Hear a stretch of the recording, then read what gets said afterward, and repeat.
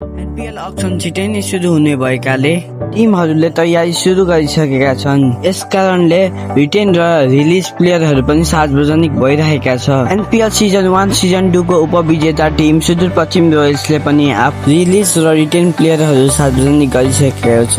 आउनुहोस् आजको भिडियोमा चर्चा गरौँ सुदूरपश्चिम रोयल्सको रिटेन र रिलिज लिस्टको बारेमा।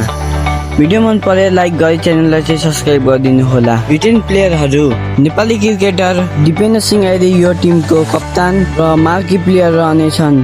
दोस्रो नम्बरमा विनोद भण्डारी रहेका छन्। Experience wicket keeper batsman Vinod भण्डारीलाई पूर्ण विश्वास गरिएको छ।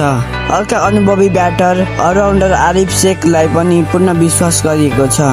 अर्का युवा batter Ishan Pandey, fast bowler Avinash Bohara, Hemant Dhami र हिटमत मोहरालाई रिटेन गरेको छ। अब कुरा गरौँ रिलिज प्लेयरहरूको बारेमा।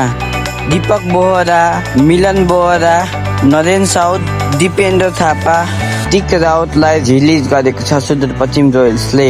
यसै गरी 7 वटा प्लेयर रिटेन गरेको सुदूरपश्चिमले 5 जनालाई रिलिज गरेको छ।